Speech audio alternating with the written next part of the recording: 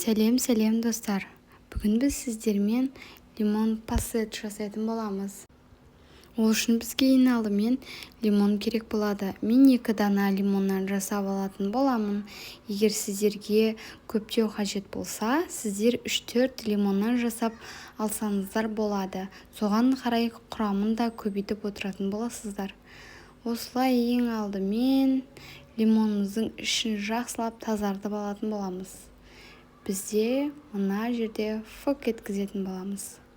Пышақпен маған ыңғайсыз болып кетті, сол үшін қолыммен алып алдым. Немесе қатты ұшы үшкірлеу қасық болған дұрыс екен. Міне көріп тұрғандарыңыздай пышақпен кішкене шетін ғана осылай шығарып алдым. Содан соң қасықпен ойып алсаңыздар, немесе қолдарыңыздың көмегімен ойып алсаңыздар болады. Міне көріп тұрғандарыңыздай фок дайын. Осылай дайын болған лимондарымыздың қабығын бір шетке ала тұрып, 1 дана лимонның согын құйып алатын боламыз. Осылай ситадан өткізіп аласыздар. Менде кішкене төгіліп кетті. Сіздер абайлықпен істесеңіздер жақсы болады. Осылай ситадан өткізіп алған соң оны бір шетке ала тұрамыз.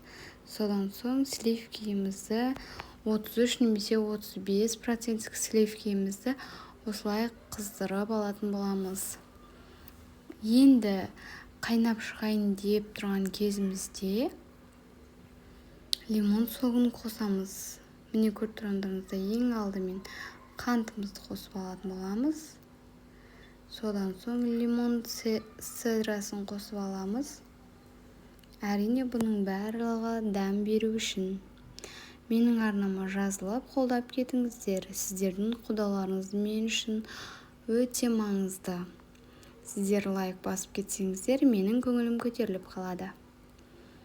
Осылай лимонның цедрасын үккіштен жақсылап өткізіп алатын боламыз. Содан соң осылай венчиктің көмегімен араластырып тұрамыз. Тоқтатпай араластырып тұрамыз. Асты жабысып немесе алып қалмауы қажет. Содан соң енді қайнап шығайын деп бу шығатын кезде лимонның жаңағы 1 лимонның шырынын құйып араластырып аламыз. Көріп тұрғандарыңыздай осылай жақсылап араластырып алыңыздар. Қанты толық еруі қажет. Және лимонның цитрасының дәмі шығып тұру қажет. Соны кішкене саусақтарыңызды тигізіп көріп алсаңыздар болады. Мына жерде тым қатты араластырып жіберіппін. Барлығы видеоға түсіп қалыпты. Менің арнамда бұдан да өзгеше сіздерге қажетті видеолар, рецепттер бар деп сенемін. Менің арнама жазылып қолдап кетіңіздер. Подписаться кнопкасының все батырмасын бассаңыздар, мендегі шыққан жаңа видеоны алғашқы болып көру мүмкіндіктеріңіз бар.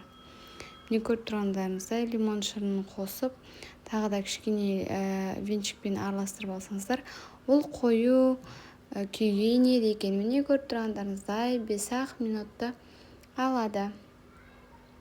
Содан соң осы қою болған массамызды ситаның көмегінен тағы да өткізіп алатын боламыз. Содан соң жаңағы лимонның сыртына, яғни лимонның қабығына құйып аламыз. Әсемдік үшін менде кішкене қатты толып кетті. Сіздер толтырыңқырамай салсаңыздар болады. Содан соң тоңазытқышқа жарты сағатқа салып қойсаңыздар болады. Дайын.